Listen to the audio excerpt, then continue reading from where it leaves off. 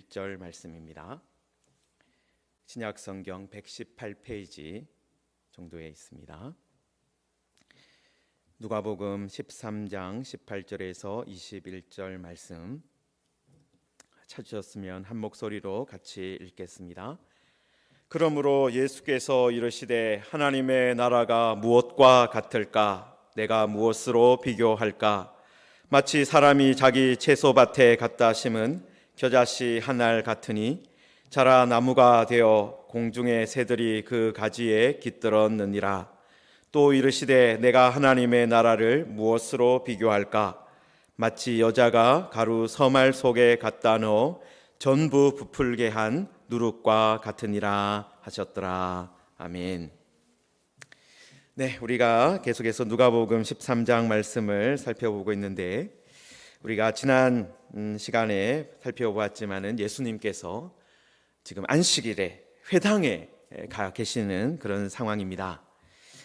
사실 안식일과 회당은 유대인들에게 매우 중요한 시간과 장소라고 할 수 있습니다. 회당은 어떤 곳입니까? 유대인 공동체의 중심지입니다.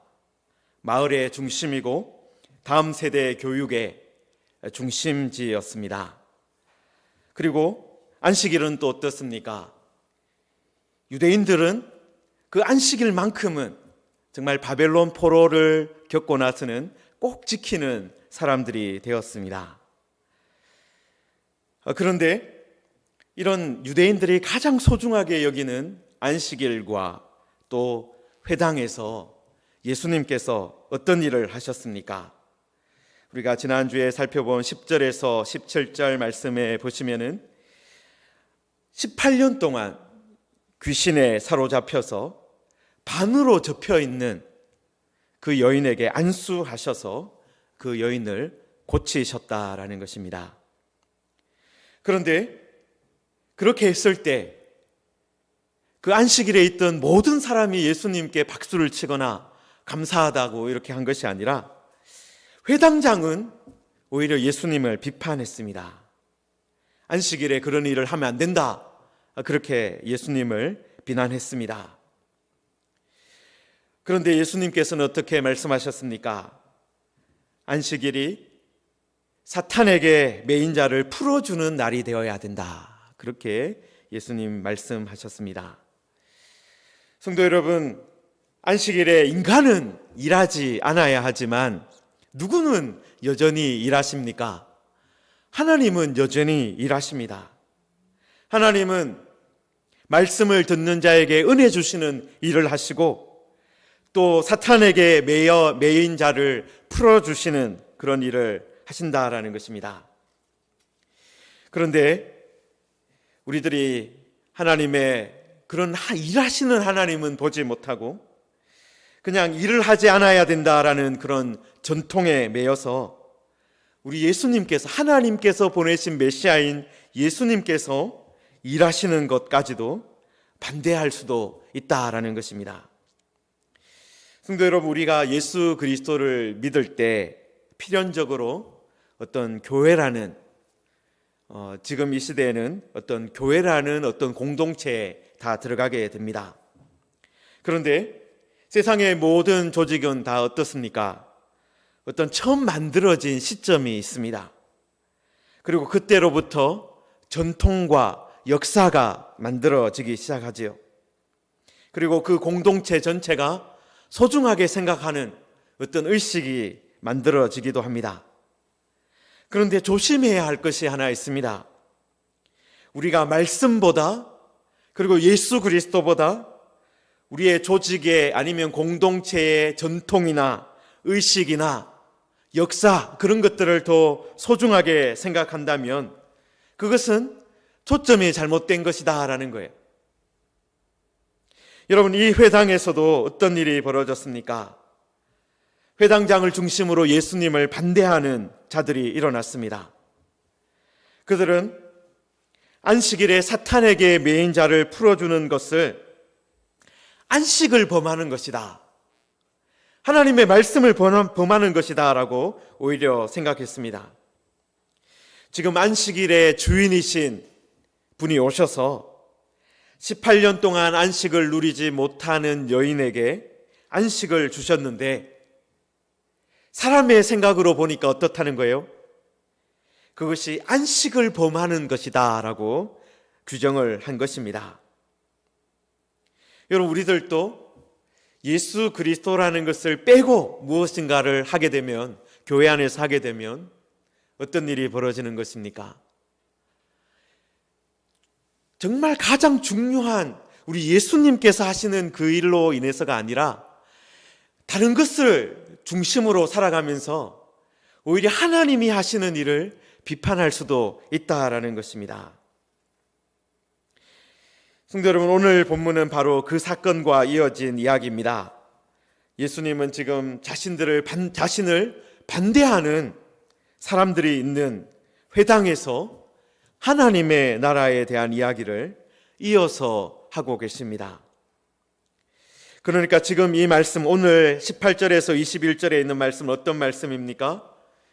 하나님의 나라를 오해하고 있는 사람들에게, 예수님이 누구인지 오해하고 있는 사람들에게 이 이야기를 하신 것입니다.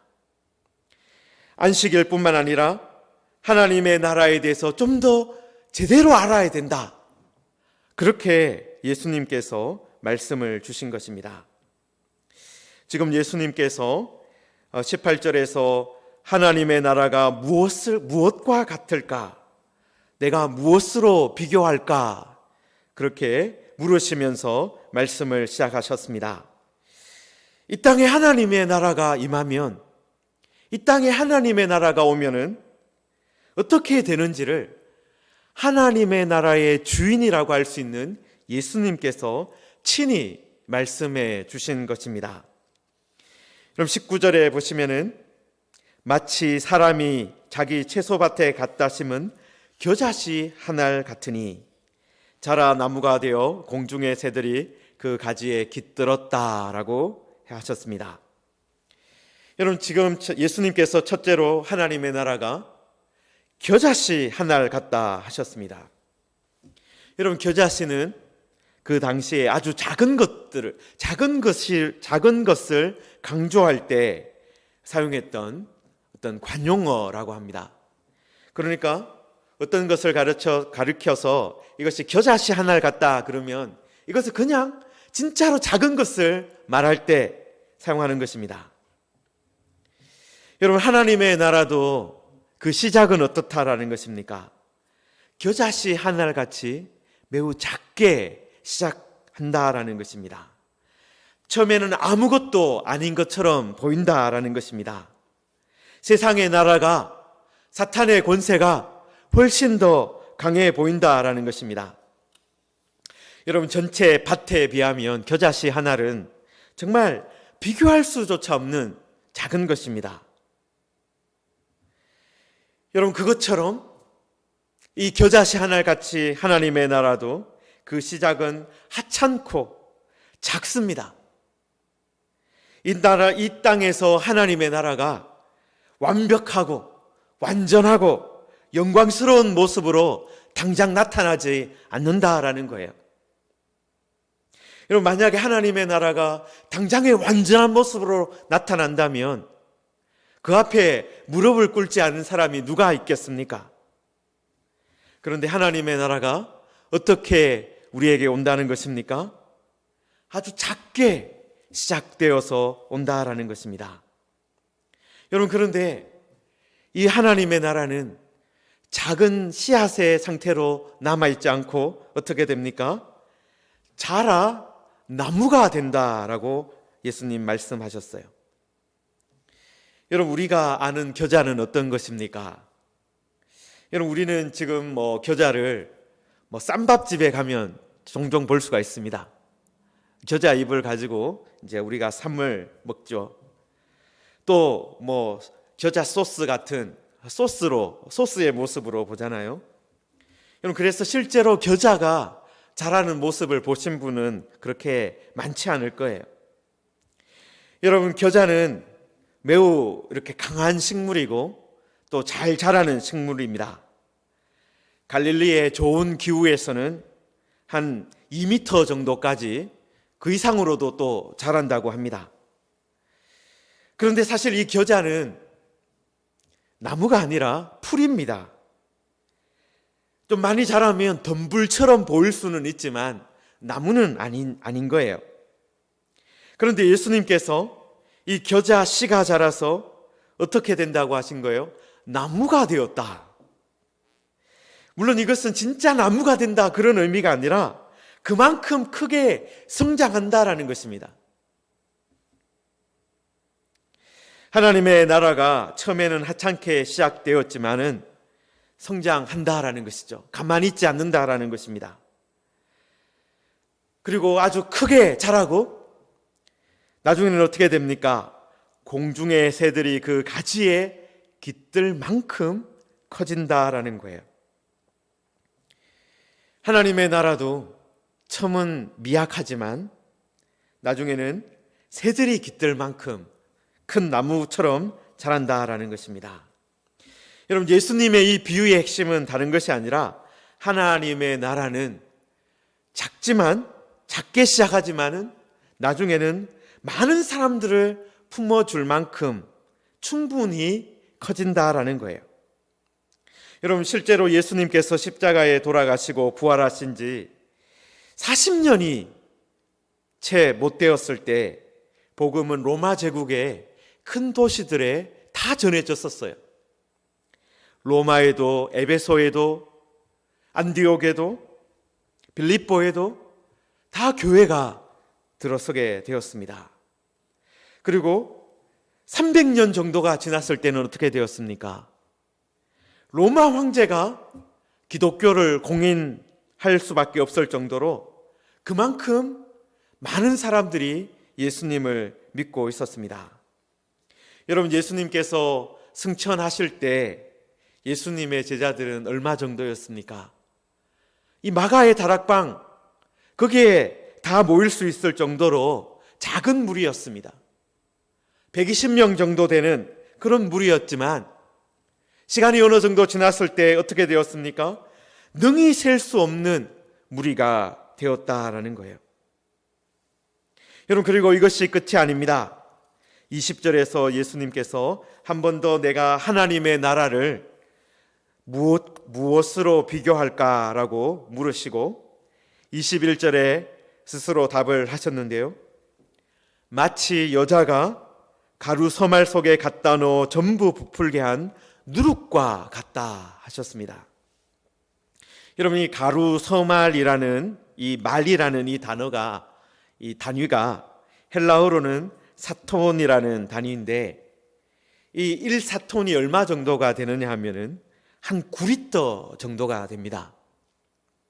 여러분, 그러니까 이 가루 서말이라고 하는 것은요, 한 27리터 정도 되는, 아주 유학 중에 있을 때 친한 친구 목사님 중에 한 분이 도넛 가게에서 일을 하고 계셨어요. 그래서 제가 도넛을 만드는 것을 한번 구경하고 싶다 그렇게 말씀을 드리니까 자신이 한번 기회를 만들어 보겠다 약속을 하셨어요. 그리고 저한테 전화를 해서 이날에 오라, 어느 날에 이제 와서 같이 도넛 만드는 것을 구경하라 그렇게 하셨습니다.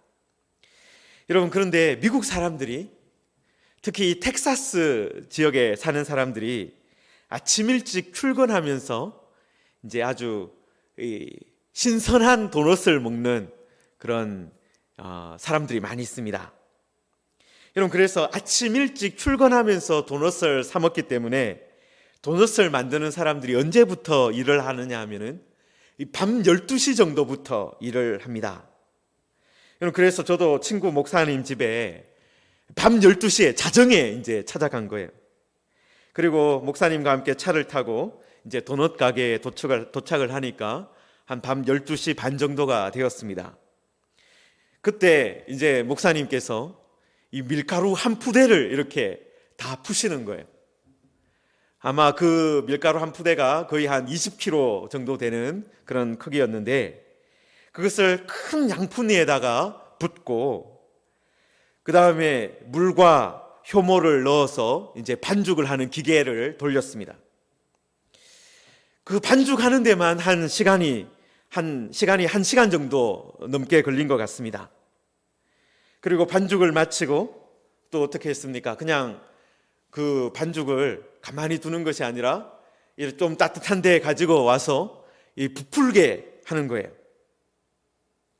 여러분, 밀가루 한 부대가 상당히 많은 양이었지만은 나중에 반죽을 하고 그 반죽이 부풀어 있는 그 상태로 보니까 정말 아주 이렇게 그 큰 상이 있었는데 그 큰 상에 가득하게 되는 것을 보게 되었습니다. 여러분, 밀가루는 누룩을 넣어서 반죽을 하면은 전혀 다른 모습으로 바뀌게 됩니다. 여러분, 처음 밀가루는 어떻습니까? 바람이 조금만 불어도 날아가는 그런 가루입니다. 먼지 같은 것이죠. 그런데 물을 넣고 반죽을 하면 완전히 좀 새로운 모습으로 바뀝니다. 여러분, 그리고 거기다가 누룩까지 넣어서 부풀게 하면 어떻습니까? 그냥 밀가루 반죽은 좀 만져보면 매끌매끌하고 좀 어떻게 보면 좀 딱 단단하게 느껴지는 것도 있지만 누룩을 넣어서 부풀게 하면 어떻습니까? 아주 폭신폭신한 상태로 바뀌게 되는 것이죠. 여러분, 이렇게 하나님의 나라는 어떤 것입니까? 들어가는 곳마다, 하나님의 나라가 임하는 곳마다 변화를 일으킨다라는 거예요. 여러분, 하나님의 나라의 왕이신 예수님께서 회당에 임하셨을 때, 회당에 가셨을 때 그곳에 어떤 일이 일어났습니까? 귀신에 사로잡혔던 여인이 자유를 얻게 되었습니다. 접혀져 있던 허리가 펴졌습니다. 귀신에 사로잡혀 있을 때는 아무 말도 하지 않던 여인이 어떻게 되었습니까? 하나님께 영광을 돌리는 사람이 되었습니다.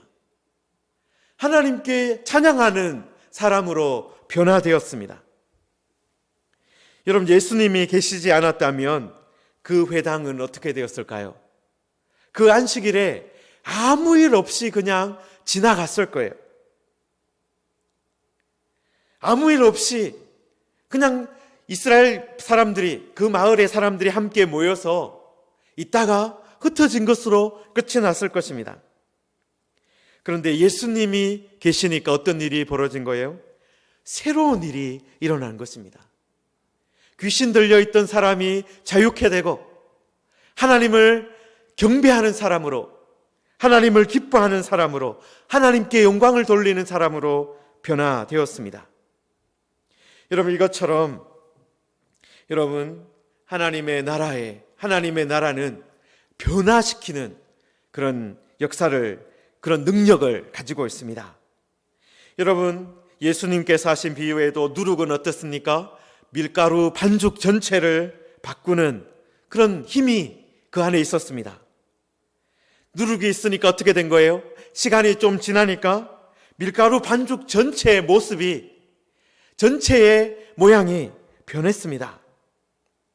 여러분, 마찬가지로 예수님으로 인해서 하나님의 나라가 임하면 어떻게 됩니까? 그 임하는 곳마다 다 변화가 일어나는 것입니다. 여러분, 예수님께서 그때는 어떻게 하셨습니까? 유대 땅 어딘가에 회당을 변화시키셨습니다. 그렇지만은 지금은 또 어떻게 하시는 거예요? 예수님을 믿는 사람으로 통해서, 주님으로 인해서 온 세상이 변화될 것입니다. 여러분, 이 두 가지 비유들은 예수님을 따르던 제자들에게 어떤 생각을 갖게 해주었을까요?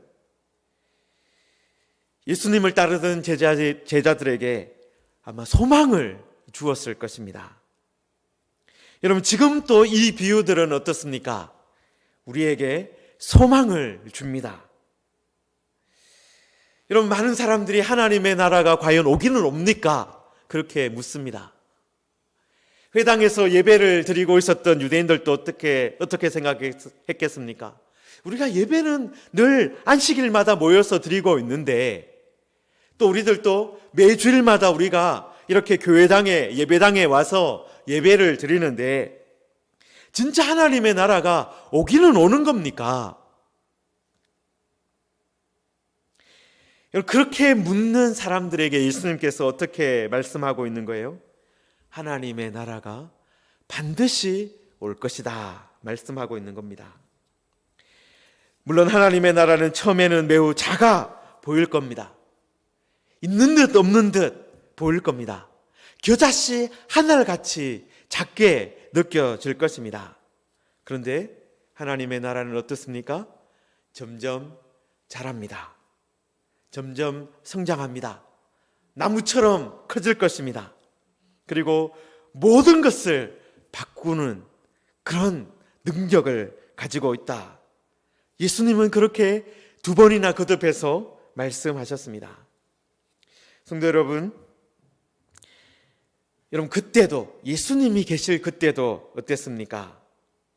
예수님을 반대하는 사람이, 예수님의 하시는 일을 반대하는 사람이 회당장이었어요.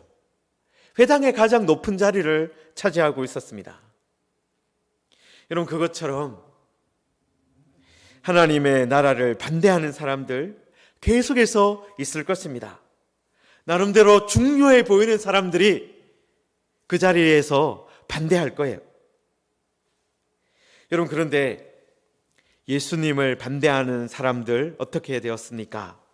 우리가 지난주에도 보았지만은 17절에 보시면은 모든 반대하는 자들은 부끄러워하고 라고 되어 있어요.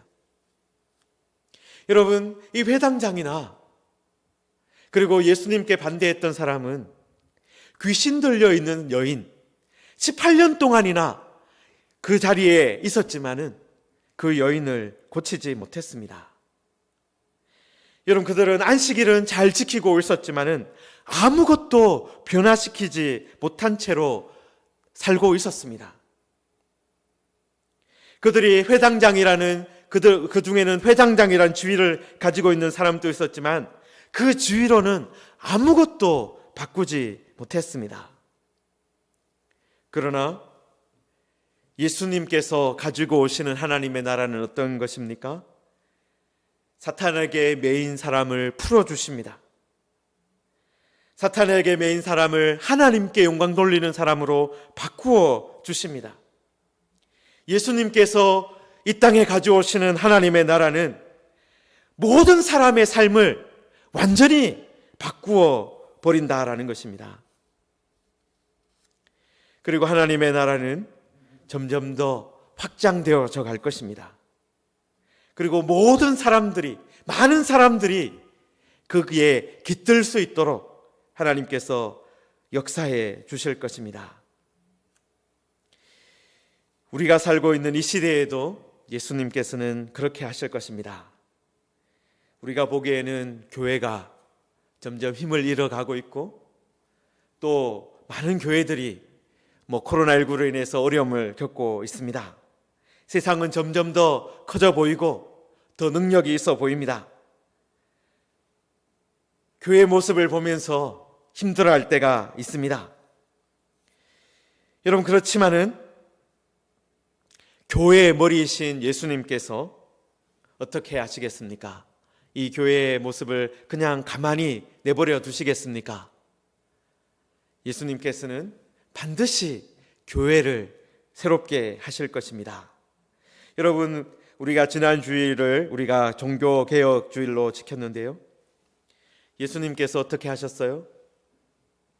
500년 동안, 500년 전에 중세교회로 인해서 중세 1000년 동안의 중세교회가 정말 하나님의 말씀을 떠나고 정말 어떻게 보면은 이 회당장과 같은 그런 모습으로 바뀌어 있을 때 종교개혁자를 통해서 교회를 살려내셨습니다.